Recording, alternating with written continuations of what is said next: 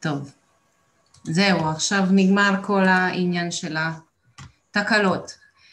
ואחר כך אנחנו נדבר גם על איך בונים גבייה נכונה בעסק שלנו, ושהבעיות מתחילות, אז איך מוצאים את הפתרון, איך אנחנו יכולים לזהות בעצם איפה הבעיה בתהליך הגבייה, ואני אתן לכם הרבה טיפים וכלים שאפשר לעבוד איתם ולעשות גם בעצמנו, עוד לפני שאנחנו מגיעים בעצם אפילו לעורך דין.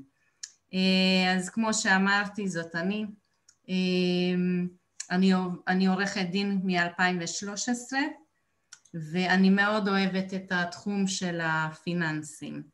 אני ממליצה, אם יש שאלות תרשמו בצד, ואני אעצור כל כמה זמן, ואני מאוד אשמח לענות על השאלות.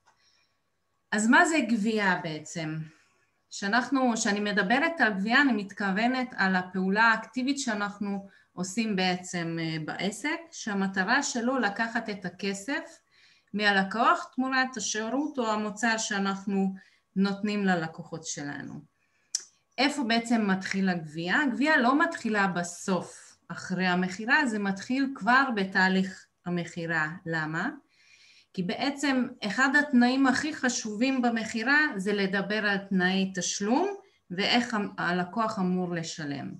זאת אומרת, אם אין התאמה בין מה שהעסק שלנו צריך ומה שהלקוח יכול, אז הלקוח לא מתאים, אנחנו לא נוכל לתת לו את השירות ההולם שאנחנו יכולים, ושאין התאמה אז לא תמיד, לפעמים עדיף לא לסגור עסקה ולתת ללקוח לצאת לדרך ולחפש אלטרנטיבה אחרת. כשאני מדברת על גבייה, אני מדברת על שני סוגים עיקריים של גבייה. יש גבייה אוטומטית ויש גבייה ידנית.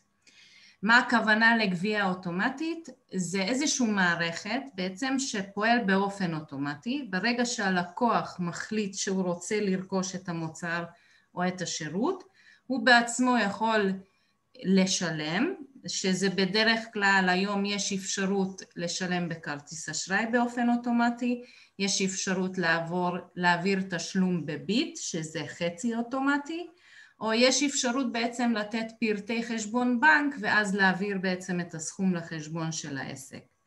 הגבייה הידנית זה שמצריך בעצם איזשהו תשומת לב שלנו ואיזושהי השקעה אנרגטית כדי לגבות את הכסף מהלקוח. אנחנו צריכים ליצור איתו קשר, אנחנו צריכים בעצם לסגור את העסקה מולו או בטלפון כרגע או דרך האינטרנט או מבחינה פיזית אם מדובר במוצרים או שירותים פיזיים, ואז בעצם אנחנו עוברים עוד איזשהו תהליך מחירה. אחרי שאנחנו עברנו את המחירה, בגבייה אנחנו מוכרים שוב פעם את המוצר.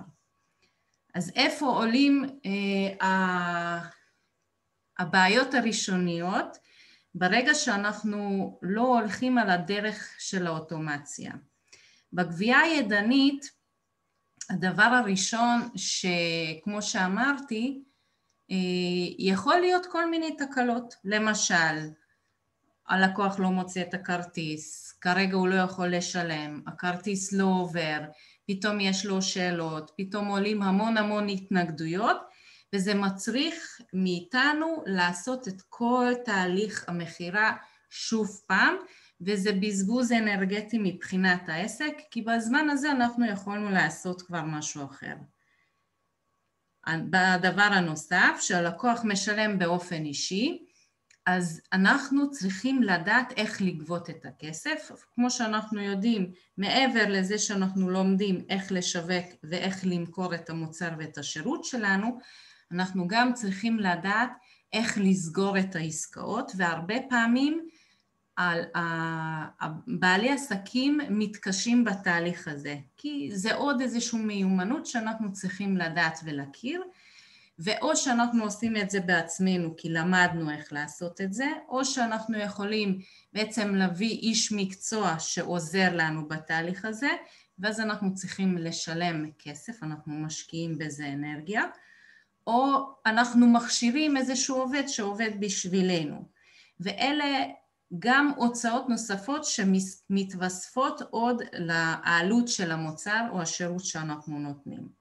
בנוסף, אנחנו בעצם כדי שנוכל לגבות את הכסף צריך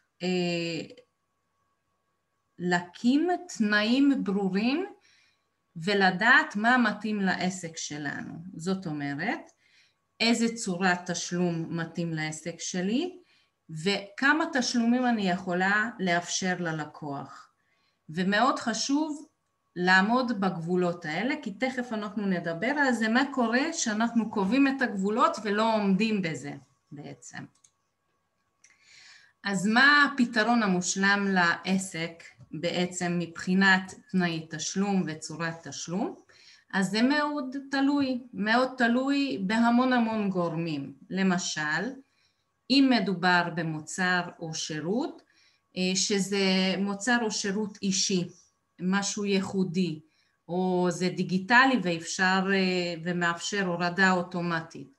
אם אני צריכה התאמה אישית, אם זה קורס, אם זה סדנה, אם זה חד פעמי, אם זה משהו שחוזר על עצמו, זאת אומרת שהסוג המוצר והשירות גם קובע בעצם ומגדיר לנו את הצורת תשלום שמתאים יותר לעסק שלנו. בנוסף, אם מדובר ברכישה חד פעמית, בלקוח מזדמן, או זה רכישה שהלקוח חוזר, או אני עושה בעצם אפסל שאני מוכרת לאותו לקוח עוד מוצר או עוד שירות נוסף במעמד המחירה, או בכלל מדובר בלקוח שהוא לקוח קבוע ומשלם לי באופן שוטף כל חודש בריטיינר. אז גם זה קובע איזה צורת תשלום אני צריכה בעצם לקחת מהלקוח, מה מתאים לעסק שלי. הדבר הנוסף שחשוב לקחת בחשבון זה כמות הלקוחות. כי יש הבדל אם אני מביאה לעסק כל חודש לקוח אחד או שתיים, או שמדובר באיזשהו מוצר או שירות שאני מוכר בכמויות. ואז אני צריכה להתאים בעצם את התשתית שלי, את התשתית של העסק שלי, לעמוד בכמות של הלקוחות ובכמות השירות שאני נותנת. בנוסף לזה, מדובר גם על המשמעות של הגובה של התשלום שאני לוקחת עבור המוצר או השירות שלי.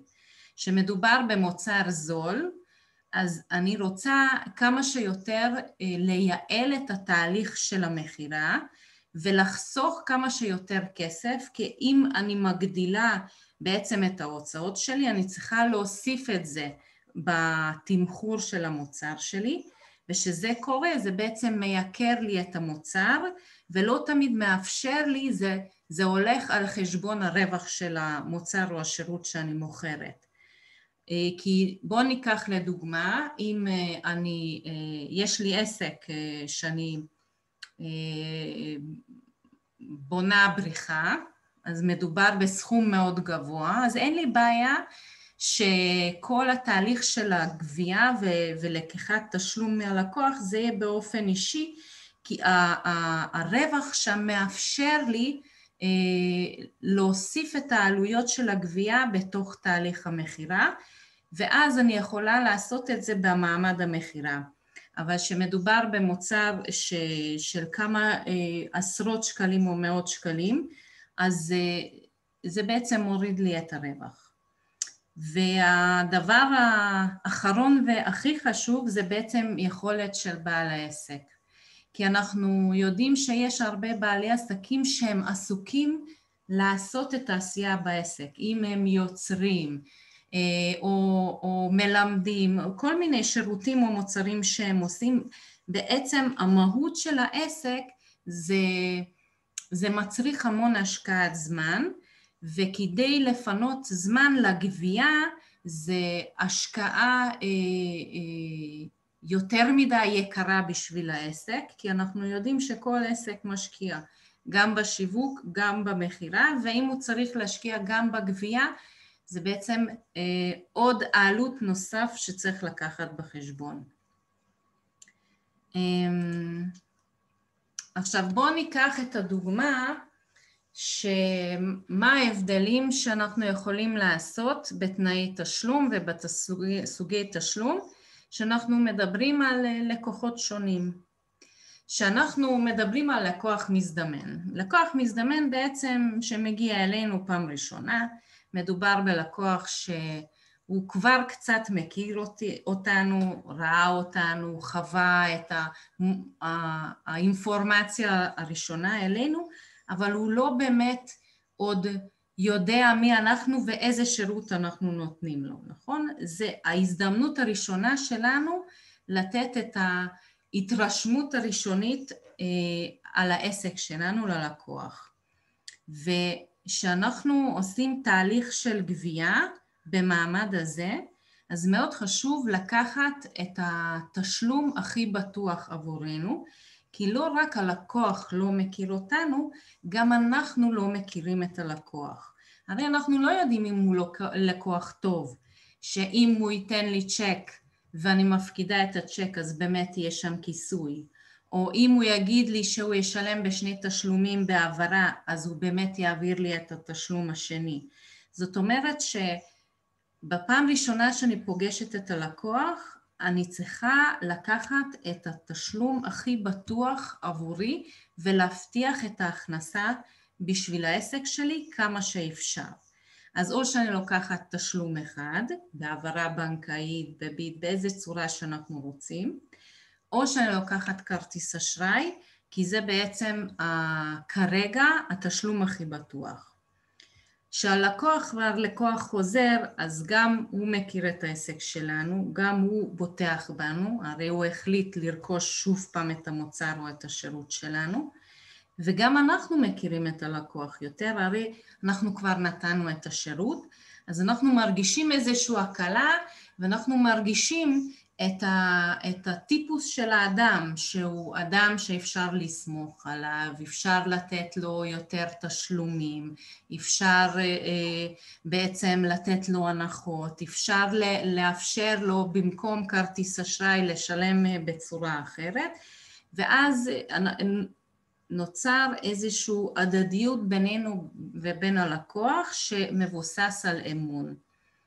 וכמובן שמדובר על ריטיינר, תשלום חודשי שהלקוח משלם באופן קבוע, אז אני ממליצה שזה יקרה בהוראת קבע, ולא הוראת קבע בעברה בנקאית, אלא הוראת קבע בכרטיס אשראי.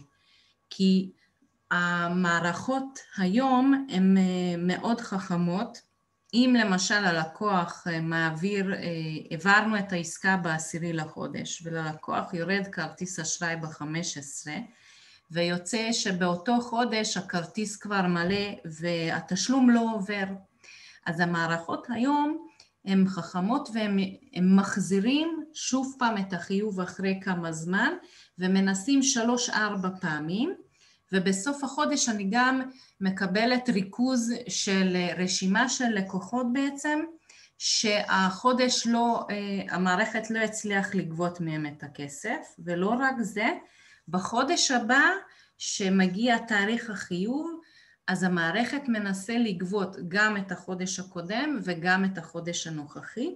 זאת אומרת, אם זה עובד, זה בעצם הגבייה האוטומטית, אם המערכת עובד באופן ריטיינר של הוראת קבע, אני כמעט ואין לי התעסקות עם הגבייה. הדבר היחידי שצריך, במידה והלקוח מחליף כרטיס אשראי, אז אני צריכה לעדכן את זה במערכת. אז מי שעובד בצורה כזו עם לקוחות ונותן שירות או מוכר מוצר, שלמשל ויטמינים שהוא שולח כל חודש באופן קבוע, אני מאוד מאוד ממליצה לעשות את זה דרך הוראת קבע. תשאלו למה? כי תחשבו שאתם כל חודש צריכים להתקשר ללקוח, בעצם לשכנע אותו שוב פעם למה לקנות את המוצר או את השירות שלכם, ואז בכל הזדמנות יש איזשהו פתיחת דלת לפינות שאנחנו לא רוצים להיכנס אליהן.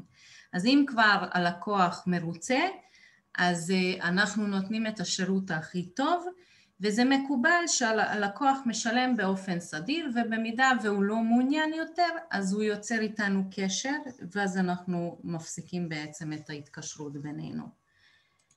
עכשיו, לפני שאני עוברת, אני רוצה לשאול, כי דיברתי קצת מהר פה, אם יש שאלות עד כאן, אם מישהו רוצה לשאול משהו,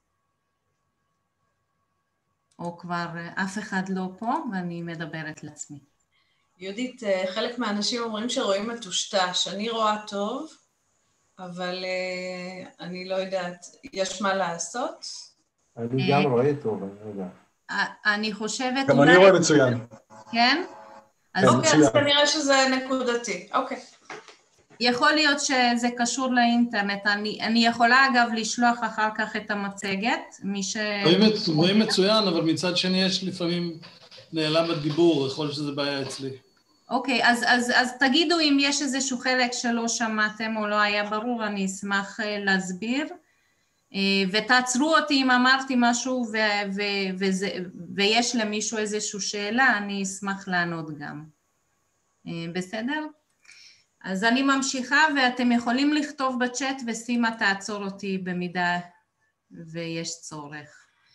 אז רק שנייה אני שותה. אז מה בעצם התנאים לגבייה נכונה, ופה אני מדברת על ההתנהלות של בעל העסק. הדבר הראשון זה לקבוע תנאים מאוד ברורים. זה שומר גם על בעל העסק כעסק וגם על הלקוח, כי שהתנאים ברורים, איך הלקוח יכול לשלם, מתי הוא צריך לשלם ואיזה תנאי תשלום יש, אז הוא יכול להחליט שזה מתאים או לא מתאים. וגם אני כבעל עסק יודעת בדיוק מה אני יכולה ולא יכולה לתת כשירות ללקוח מבחינת הגבייה. איפה הבעיה? שהרבה פעמים שמגיע לקוח ואנחנו מתרגשים במעמד המחירה והלקוח אומר שהוא מעוניין והוא רוצה, אבל הוא מבקש שאנחנו נשנה את תנאי תשלום, נפרוס את התשלום ליותר תשלומים, או במקום כרטיס אשראי אם אפשר לעשות בצורת תשלום אחרת, ואז אנחנו לפעמים מתפתים לפיתוי הזה שהעיקר לסגור את העסקה רק כדי שיהיה לי לקוח חדש, ותכף נראה איך זה משפיע על התזרים שלנו. והדבר הנוסף שאני ממליצה לכם, שיהיה איזשהו תיעוד של התנאים. אם זה מדובר בתשלום אוטומטי למשל, אז יש מערכות שאפשר לצרף תנאי תשלום שהלקוח חייב לסמן שהוא קרא והוא הבין לפני שהוא מאשר את התשלום סופית. במידה ואנחנו בחרנו בצורת תשלום ידנית, כי זה מה שמתאים לעסק שלנו, אז אני ממליצה להעלות את זה בכתב, או לסדר איזשהו מכתב שאנחנו מעבירים ללקוח, והלקוח יכול לקרוא ולשאול שאלות, והוא יכול גם לאשר ולהחזיר לנו חתום, ואז לשני הצדדים זה ברור, וזה מכניס אותנו, זה איזשהו מקום בטוח, שאין שאלות ואין סימני שאלות בדרך, כי כבר קבענו והסכמנו, ואחר כך, במידה וזה מגיע להליך משפטי, ברגע שיש הסכם חתום והלקוח הסכים, יש תהליכים שיותר קל לממש את הזכויות כאשר הלקוח חתם על הסכם. אז לא צריך לנסח פה 5, 6, 8 עמודים של כל מיני תנאים, אבל שיהיה ברור איך אני לוקחת את הכסף, מתי הלקוח צריך לשלם, אם זה בתשלומים, מתי בדיוק הוא צריך להעביר את הכסף, איך הוא מעביר את הכסף, וכמובן אני מוציאה קבלה, חשבונית, תלוי איזה סוג עסק יש לי. אז איפה מתחילים הבעיות? אז בואו ניקח את הדוגמה שבניתי תוכנית עסקית, כן? ולפי תוכנית העסקית אני יודעת מה היעד שלי, כן? כמה אני צריכה למכור, כדי שהעסק שלי יהיה רווחי, והמוצר מתומחר לפי כל התנאים שקבעתי בתוכנית העסקית. אבל מה קורה אם קבעתי את היעדים ואני יודעת מה אני צריכה לעשות, אבל אני לא יודעת איך בסופו של דבר הכסף מגיע אליי לחשבון הבנק. כי התוכנית העסקית לא מדובר בדרך כלל על תנאי תשלום וצורת תשלום. ותכף אני אביא איזושהי דוגמה שתבינו על מה מדובר. ובואו נגיד שכן הגדרתי את תנאי תשלום, אבל כמו שדיברנו קודם, אני מתפתה פה ושם כן לאפשר ללקוח את ההקלה הזו, וכן אני מאפשרת במקום שהתשלום השני הוא יעביר בחודש הבא, שהוא יעביר את זה עוד חודשיים. או שהוא אומר, נכון שחזר הצ'ק, אני אעשה לך העברה בנקאית. ואז בעצם אני נותנת הקלות שמכניסים אותי כבעל עסק לסיכון כלכלי. ומה הדבר השלישי בעצם? שיכול להיות שלמרות שאני בסדר, אני קבעתי את התנאים, אני עומדת בתנאים, אני החתמתי את הלקוח, הוא נתן לי את התשלום, אבל הכסף לא מגיע לחשבון. איך זה יכול לקרות? איפה בעצם טעינו בדרך? אז תכף אני אספר איפה אפשר לטעות בדרך. אבל לפני שאנחנו נכנסים לשם, אני רוצה להראות לכם את התמונה, מה קורה כאשר הכסף לא מגיע לחשבון. בואו ניקח את התקציב שיש לנו תקציב של 1,000 שקל שאנחנו משקיעות או משקיעים בעסק לטובת השיווק, כי לפי תוכנית העסקית אנחנו צריכים להכניס X לקוחות בחודש, אנחנו משווקים את המוצר, את העסק שלנו, הלקוחות מגיעים, לפי המשפך השיווקי יש לנו X אחוזי הצלחה, בוא נגיד מתוך כל הלקוחות המתעניינים, אנחנו מצליחים לסגור 10%, שזה לא רע. אנחנו סוגרים את העסקה, אנחנו מסכימים בתנאי תשלום, הלקוח מעביר את התשלום, אני נותנת את השירות או את המוצר, התמורה בעצם כבר עובר ללקוח, ואז מה קורה? שהכסף לא נכנס לתוך החשבון, שאנחנו מסתכלים בתזרים, אז זה יוצר לי פער, נכון?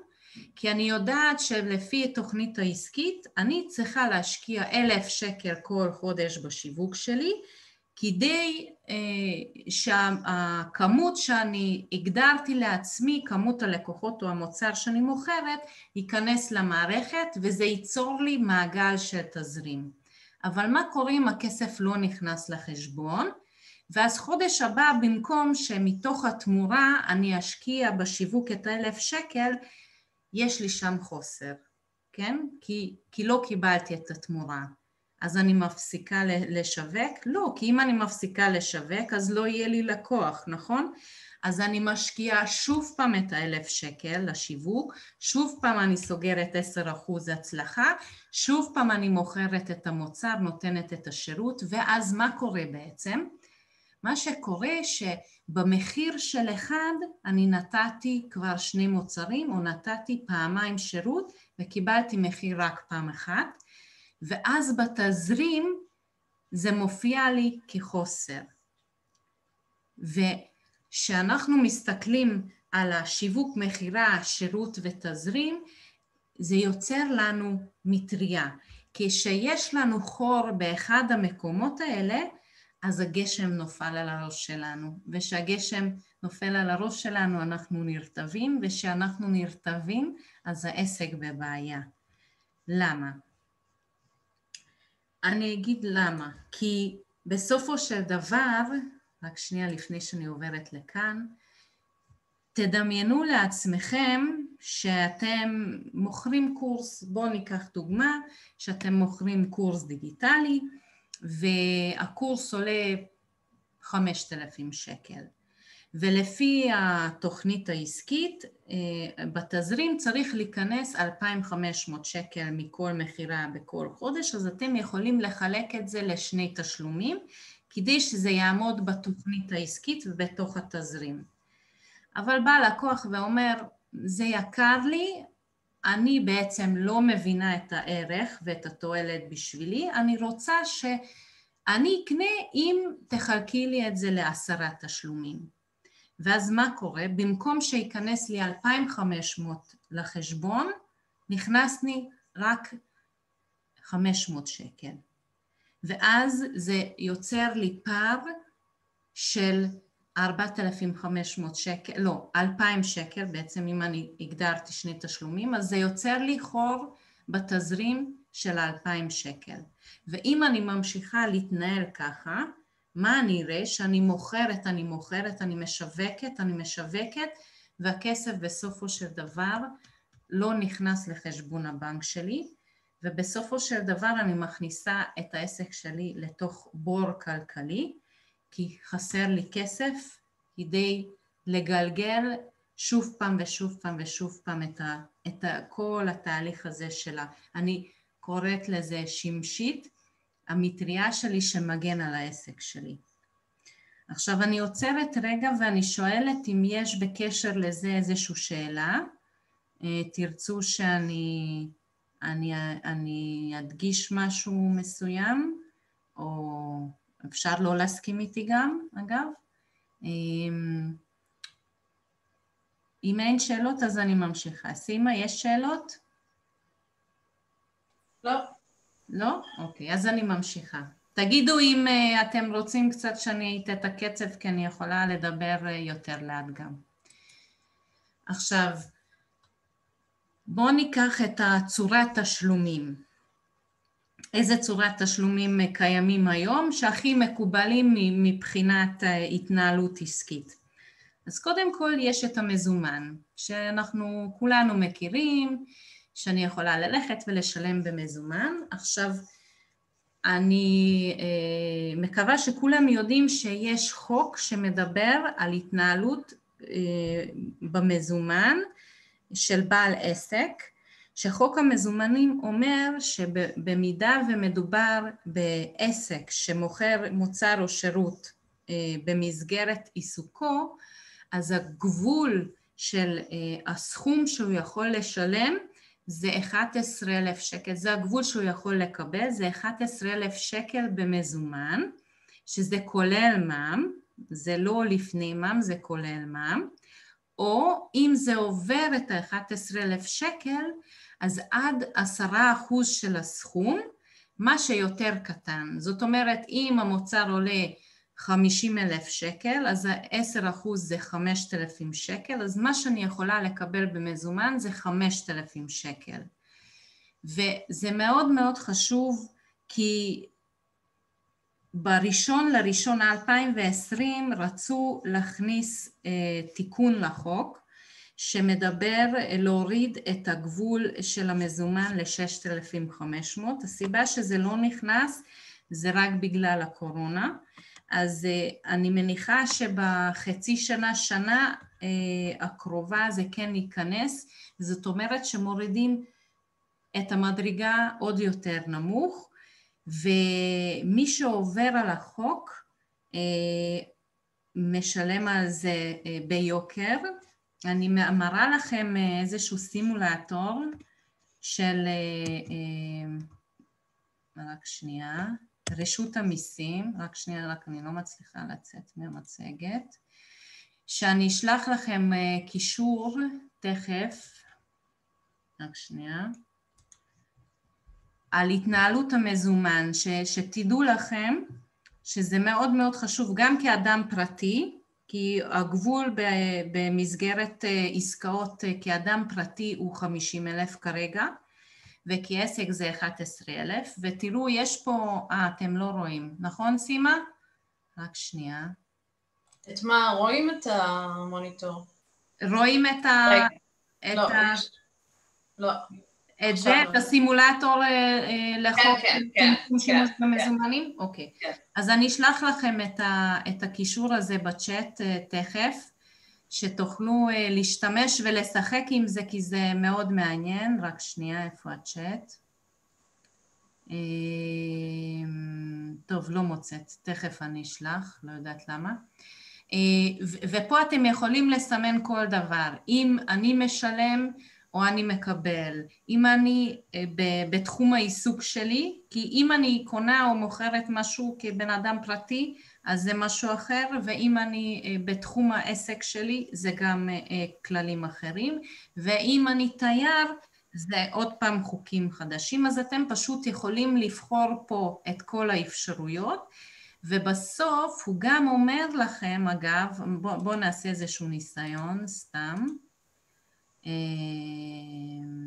זה גם אומר, אגב, אם זה עסקה או אם זה שכר עבודה, סתם אני כותבת עכשיו סכום מאוד גדול, ואז הוא כותב לי, מה הסכום שאני יכולה לקחת במזומן, מה מותר לי, ומעבר לזה אני מקבלת קנס, ופה יש קישור למשל חישוב סכום ההפרה, כי יש קנס מאוד מאוד רציני, והעניין ששני הצדדים משלמים.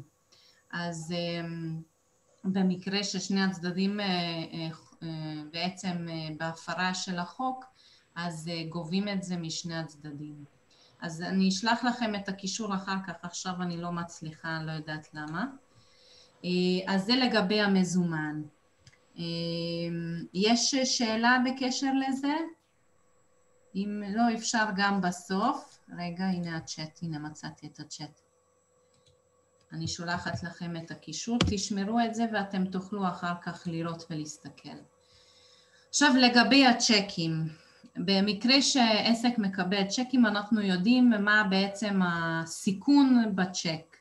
עכשיו לפני שנדבר על הסיכון אני גם רוצה להגיד שכבעל עסק במסגרת העיסוק שלי אני חייבת למלא את כל הפרטים, אני לא יכולה להשאיר את הצ'ק פתוח, אני חייבת לרשום תאריך, אני חייבת לכתוב לפקודת מי אני רושמת את הצ'ק, וההסבה של הצ'ק מעל 10,000 שקל זה אפשרי רק פעם אחת. הבנק בעצם אסור לבנק לכבד צ'ק שהעבירו אותו, גלגלו אותו יותר מפעם אחת אם זה מעל 10,000 שקל. זה הצ'קים הרגילים. יש צ'קים סחירים שזה עולם אחר, אם מישהו מתעסק עם זה ויש לו שאלה, יכול בפרטי אחר כך לשאול אותי. זה שתדעו בעצם מה מותר. לגבי הכרטיס אשראי, אנחנו כולנו מכירים שזה צורת תשלום נהדרת, כי בעצם חברת האשראי דואג לכסף שלנו. העניין שאנחנו מחלקים את התשלום, אז צריך לקחת בחשבון שזה מגיע בפעימות. אז אם אנחנו גובים 5,000 ב10 תשלומים, זה רק 500 בעצם. מכרנו את המוצר באותו חודש, נכנס לחשבון בנק רק 500 שקל. יש אפשרות לעשות קרדיט תשלומים. קרדיט תשלומים זה בעצם מאפשר לקבל את כל הסכום בבת אחת לתוך חשבון הבנק, ואנחנו לא צריכים להמתין לכל התשלומים של הלקוח. אנחנו מקבלים את התשלום והלקוח משלם מול חברת האשראי לפי בחירת מספר תשלומים. העניין עם הקרדיט שבדרך כלל רק חברות עסקים יותר גדולים יכולים לקבל שיש להם מחזור מסוים, או אנשים מסוימים שעובדים בתחומים מסוימים יכולים לקבל אישור על תשלום קרדיט, חברת האשראי מחליט אם הוא מאשר או לא. העמלות זה מאוד תלוי, זה נע בין 1.5% ל-2.5%, זה תלוי בסוג הכרטיס, זה תלוי בעסקה שאנחנו מצליחים להגיע הסדר עם חברת האשראי, אבל כמו כל דבר שאנחנו עושים משא ומתן, גם בזה אפשר לעשות משא ומתן עם חברות האשראי. יש חברות סליקה, שהמטרה של חברות הסליקה זה כמו קרדיט תשלומים, לא משנה כמה תשלומים הלקוח פורס, אנחנו מקבלים את כל הכסף בתשלום אחד למחרת בחשבון הבנק. העניין הוא שחברות סליקה בדרך כלל עובדות עם עמלות יותר גבוהות, ואת העמלות הריביות של התשלום, מאה 2-3 אנחנו מחליטים בעצמנו, הם בדרך כלל מעבירים את זה ללקוח. הבעל העסק מחליט, אבל אני עוד לא ראיתי בעל עסק שהוא רוצה בעצם להפסיד את הכסף הזה שהלקוח רוצה לשלם בתשלומים. למה טוב לפעמים חברת סליקה?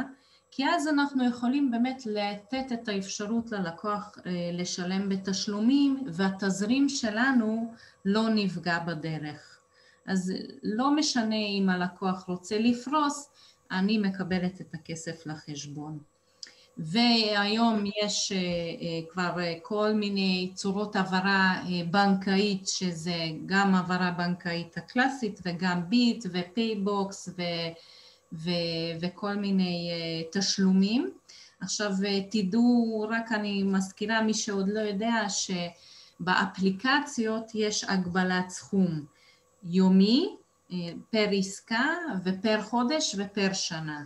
ומי שעושה הרבה עסקאות, אז שמגיע למסגרת תקרה, אז אחר כך הוא לא יכול לקבל את זה כבר דרך האפליקציה, וכמובן זה עסקה לכל דבר, מחרת הכסף בחשבון, וצריך להוציא קבלה או חשבונית בהתאם לתאריך של העברה. זה לגבי... יש שאלה, מי משלם את העמלה בעסקת קרדיט? הלקוח או הספק? בעסקת קרדיט, אני כבעל עסק, אני משלמת את העמלה רגילה לחברת האשראי, שזה בין 1.5% ל-2.5%, תלוי מה העסקה שאני חתמתי עליו, מה ההסכם ביני לבין חברת האשראי. הלקוח משלם עבור התשלומים את הריבית של הקרדיט, כמו שהוא משלם את העמלה שהוא פורס את תשלומים בעצם בכרטיס אשראי, אז גם בקרדיט הלקוח משלם. בדרך כלל, לפחות, יכול להיות שיש חברת אשראי שהוא גובה גם וגם, אבל אני לא מכירה, אני מכירה את זה שהלקוח משלם בסופו של דבר, לא בעל העסק. אוקיי. ובכרטיס אשראי הדבר הנוסף שחשוב לדעת, שבדרך כלל חוץ מהאחוזים יש איזשהו מינימום תשלום שחברת האשראי גובה מאיתנו, שזה בסביבות ה-100 שקל, 95, 105 פלוס מע"מ. זאת אומרת שאם באותו חודש לא הגעתי ל-120 שקל גביית עמלה עבור חברת האשראי, אז הוא גובה ממני את המינימום. שזה הוצאה של העסק, אז צריך לקחת גם בחשבון. בדרך כלל בחברות סליקה אין את המינימום, זאת אומרת ברגע שאני לא משתמשת בשירות אני גם לא משלמת עבורו, שזה טוב. יש עוד שאלה בעניין התשלומים? לא? לא. אוקיי, אז אני ממשיכה. מה קורה שאני לא יודעת מה קורה בעסק שלי מבחינת התשלומים? בכלל, כל מה שקשור לכסף, אז העסק שלי נראה כמו הציור הזה. אני הולכת מנקודה אחת ואין לי מושג איפה להמשיך, ואני לא רואה את התמונה השלמה. מאוד חשוב לנהל רישום של התקציב, מה ההוצאות שלי, מה ההכנסות שלי, ולהשוות, אם אני רואה שיש פער, להבין מה הסיבה, אני צריכה להגדיל את המחירות, לא נכנס מספיק כסף, או הבעיה באמת בגבייה ואני לא גובעת את הכסף מהלקוחות, או שיש לי יותר מדי הוצאות ואני צריכה להגיע לאיזון, זה אחד.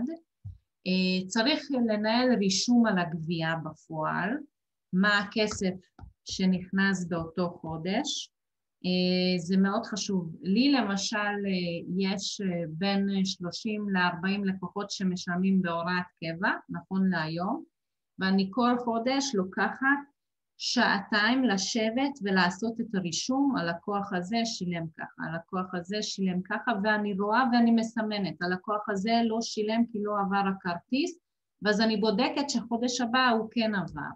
ותכף נדבר מה אפשר לעשות ברגע שאנחנו רואים שיש תקלה בתשלום, אבל אני בודקת ואני רואה, ואני רואה את השורה התחתונה, שהחודש הזה היה אמור להיכנס ככה, למה אין לי את הסכום הזה שאמור להיות באותו חודש? אז צריך לנהל רישום גם על הגבייה בפועל שאני עושה, וצריך לנהל את התזרים שיש לי בקופה, ומה יש לי בסופו של דבר בחשבון.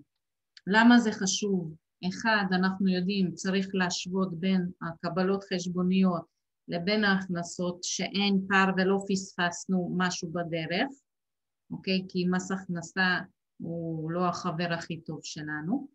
ומצד שני, אנחנו גם צריכים לראות שלפעמים אנחנו יכולים לשלם מקדמה, וצריך להתכונן לזה. אנחנו פעם בחודשיים משלם מע"מ, צריך להתכונן לזה. סוף השנה אנחנו משלמים את המיסים, צריך להתכונן לזה. אז בכל נקודת זמן אני צריכה לדעת כמה יש לי בקופה בסופו של דבר, כי אני צריכה למשל לשים בצד כסף למיסים, למע"מ, ולא לקחת את זה בחשבון כהכנסה, ולחשיב את זה כהכנסה. עכשיו, דבר אחד מאוד מאוד חשוב, ואני חושבת שזה אחד הדברים הכי חשובים, וראיתי שקובי פה והוא רואה חשבון, ואני חושבת שהוא יסכים איתי, שמאוד מאוד חשוב להפריד בין התנהלות כלכלית שיש לנו בעסק, ובין התנהלות כלכלית שאנחנו מנהלים בבית. ברגע שאנחנו מתחילים לערבב את השניים, אז אנחנו מצד אחד מאבדים שליטה, מצד שני אנחנו מזייפים את הנתונים, כי פתאום אנחנו יכולים לשלם הוצאה של העסק מהחשבון של המשפחה, ופתאום יכול להיות שאנחנו משלמים איזושהי הוצאה של המשפחה עם הכרטיס אשראי של העסק. וברגע שאנחנו מערבבים את הדברים, אז אנחנו גם לא רואים את התמונה המלאה. אז מה אנחנו עושים? אנחנו מנהלים את העסק מבחינת תזרים בנפרד, בחשבון בנק נפרד, ואנחנו מעבירים משכורת לחשבון. זה לא תלוש משכורת, כי מי שעצמאי פשוט מחליט מה הסכום שהוא מעביר כל חודש, ולנסות כל חודש להעביר את אותו סכום כמשכורת, כי ככה התקציב המשפחתי יכול לבנות על ההכנסות שלנו, שלא יהיה עלייה וירידה לא צפויים. למשל, אם יש לי חודש שההכנסות שלי, סתם לדוגמה, 10,000 שקל, ויש לי חודש שההכנסות שלי 2,000 שקל, אבל בממוצע אני רואה שאני יכולה להעביר משכורת של 5,000 שקל, אז אני יודעת שגם בחודש שזה קצת יותר נמוך, אני יודעת שיש לי שם בחשבון מאיפה להעביר את המשכורת, כי הבית לא יכול להתקיים שחודש אחד אני מכניסה 2,000 וחודש אחר אני מכניסה 10,000, כי אי אפשר להתנהל עם התקציב המשפחתי ככה, ואנחנו עצמאים יודעים שבעסק זה לפעמים ככה ולפעמים ככה, ויש תקופות כאלה ויש תקופות כאלה. אז היה לי מאוד מאוד חשוב להגיד את זה. אז מי שעוד לא עושה, אז בבקשה תשתדלו להפריד, או לעשות רישום הרמטי, שזה רק לעסק וזה רק זה, ואני מתעסקת עם הכרטיס הזה רק לעסק וזה רק למשפחה. וכמובן, מי ששכיר ולא עצמאי, אז הוא גם לא מבין את ההתנהלות שלנו, אז כדי לא לערבב את העניינים, אני אוהבת שהדברים מסודרים בנפרד אחד מהשני. אוקיי, עכשיו מה קורה אם למרות שיש לי תוכנית עסקית ואני הגדרתי את התנאי תשלום והלקוח מבין את זה והוא חתם לי על זה והוא העביר לי את צורת תשלום, הוא נתן לי כרטיס, הוא נתן לי צ'ק, אבל בסופו של דבר מאיזושהי סיבה הכסף לא מגיע אליי בחשבון. אז איפה יכול להיות הבעיה בעצם? אז אנחנו כבר יודעים, כי עברנו על כל התהליך, שאנחנו יודעים לבדוק את כל השלבים ולהבין איפה אנחנו צריכים לשפר את ההתנהלות שלנו. עכשיו, מה קורה עם הבעיה? באמת שהלקוח, בוא ניקח לדוגמה, נתן לי צ'ק, חילק את התשלום לשלושה תשלומים, 3 צ'קים, זה בדרך כלל חודש עוקב חודש, דצמבר, ינואר, פברואר, הצ'ק של דצמבר נכנס, הכסף נכנס לחשבון, הצ'ק של ינואר הפקדתי את הצ'ק וחזר הצ'ק שאין כיסוי, והצ'ק של פברואר גם הפקדתי וחוזר הצ'ק שאין כיסוי, אז אני נשארתי בעצם עם 2/3 הפסד. אז מה אני יכולה לעשות במקרה כזה, עוד לפני שאני מגיעה לתהליך משפטי? אז קודם כל הדבר הראשון, אני מרימה טלפון ללקוח, ואני מודיעה לו, תשמעי, אני ראיתי שחזר הצ'ק, חשוב לי לעדכן אותך שתדעי שחזר הצ'ק, מה את מתכוונת לעשות בעניין הזה? את יכולה להעביר אותי, תתני לי כרטיס אשראי, אני יכולה לחייב אותך עכשיו, ולנסות לגבות את הכסף בצורה הכי בטוחה, שזה בדרך כלל כרטיס אשראי, שהלקוח מיד נותן, אנחנו מחייבים במקום, וסגרנו את העניין. זה יכול לקרות שהצ'ק חוזר מכל מיני סיבות, לא צריך תמיד לחשוב את הדבר הכי גרוע שקרה, זה לפעמים יש עומס בחשבון, והבנק מאיזושהי סיבה לא כיבד את הצ'ק, אז לא קרה כלום, צריך פשוט ליצור קשר עם הלקוח. אני יודעת שכל תהליך הגבייה זה לא נעים, וזה לא מספיק שסוף סוף הצלחנו למכור, אחר כך צריך לרוץ אחרי הכסף שלנו, אבל אין מה לעשות, אם אנחנו לא גובים את הכסף מהלקוח, בסופו של דבר זה פוגע בחשבון שלנו, בתזרים שלנו, וגם במשכורת שאנחנו יכולים להעביר חזרה הביתה. אז מה קורה? אחרי שדיברנו עם הלקוח והוא הבטיח, אין לו כרטיס אשראי, הוא אומר שמחר הוא מעביר את כל הכסף בהעברה בנקאית בתשלום אחד, סיכמנו, נפרדנו, אני מחכה, והלקוח לא מעביר את הכסף. אז אני בעצם כותבת בכתב התראה, לא משפטית, פשוט התראה, תשמע, סיכמנו, דיברנו שלשום, אמרת שאתה מעביר סכום ככה וככה, עד היום שהתאריך ככה וככה, ואני לא רואה את זה בחשבון, אני מבקשת, לפני שאנחנו מתחילים פה איזשהו תהליך שלא נעים לכל צד בסיפור, בבקשה תעביר לי את הכסף עד התאריך, ואני נותנת תאריך מדויק, ולאן, ואני רושמת לחשבון בנק שלי, שזה בנק לאומי ככה וככה, אני מבקשת שעד התאריך הזה תעביר לי את הסכום,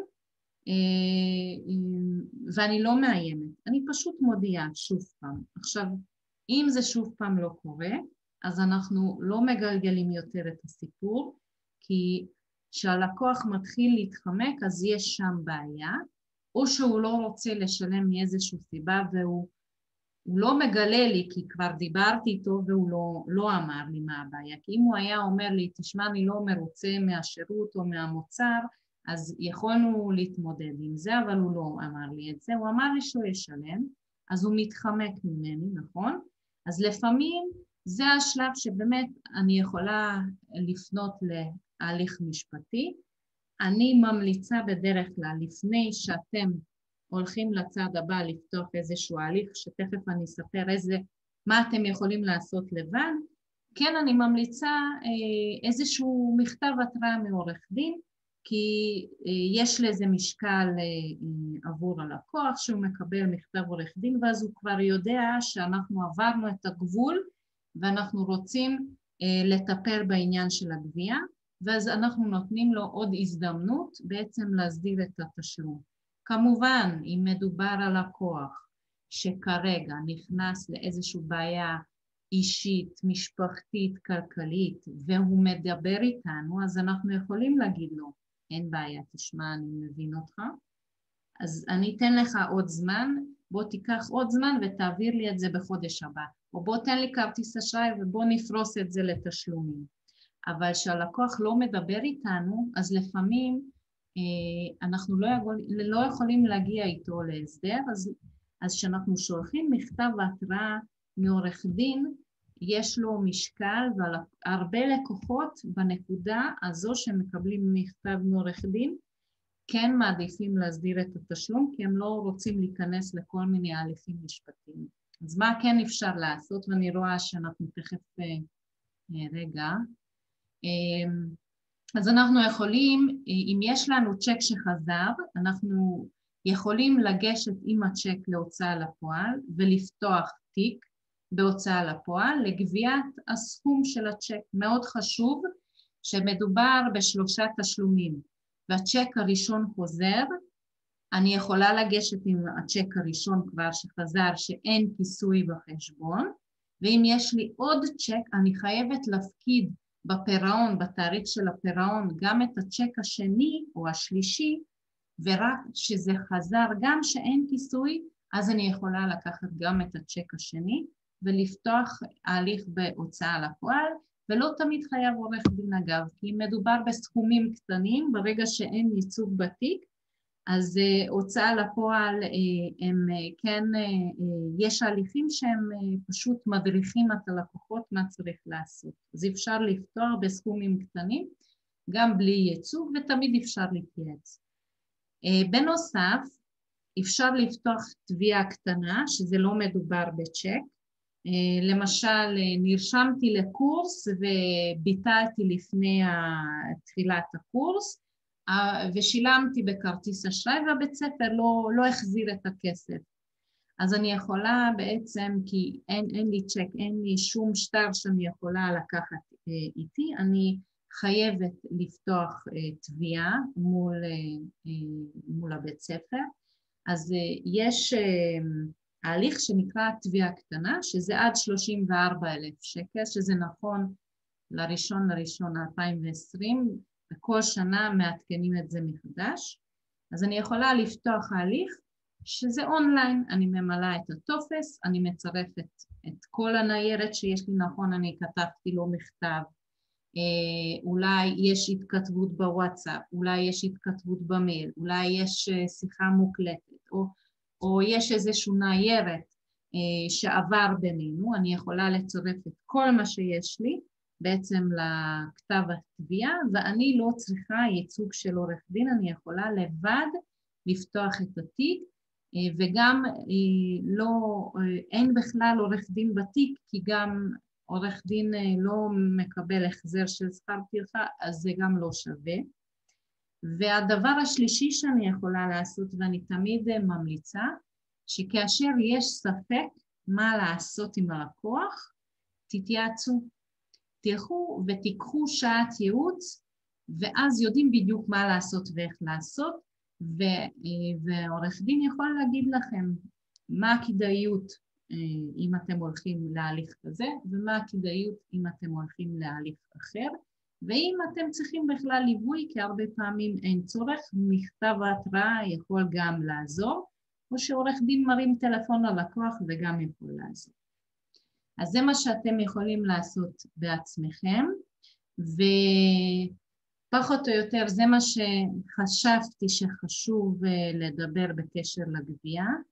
אני מאוד אשמח לשמוע אם יש לכם שאלה בקשר למצגת, אם יש שאלה בקשר צורת תשלום, תנאי תשלום, מתי להגיע, מתי לא להגיע, כל דבר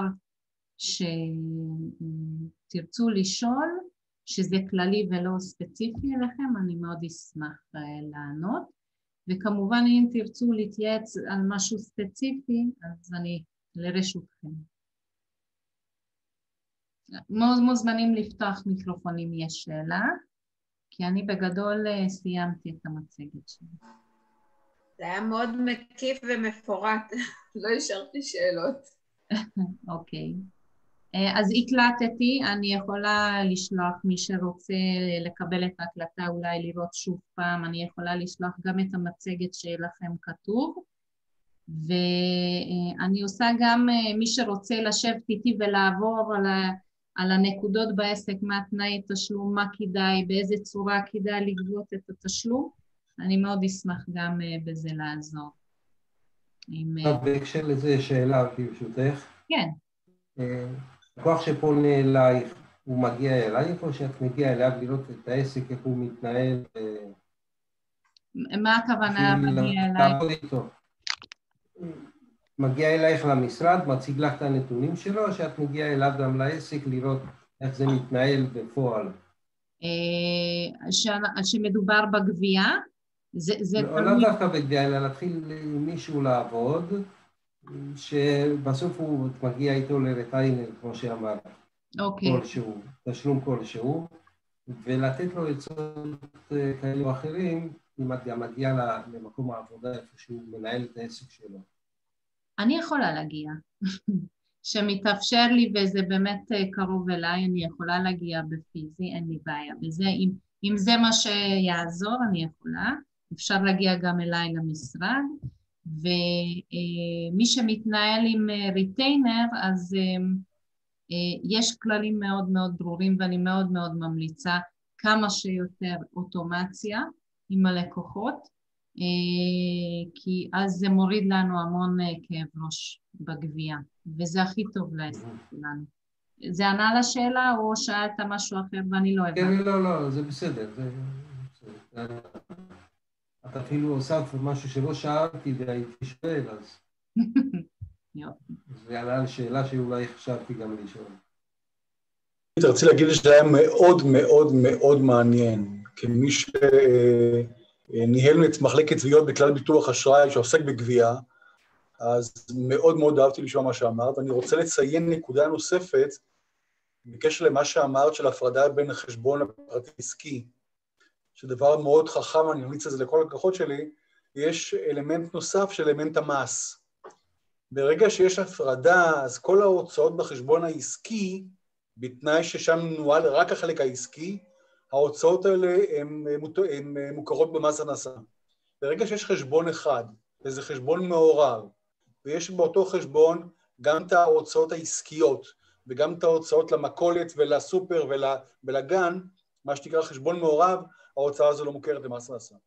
אבל הרעיון הזה של ההפרדה הוא חכם מאוד, ואני ממליץ עליו לכל הלקוחות שלי. תודה רבה, תודה. עוד שאלה אולי?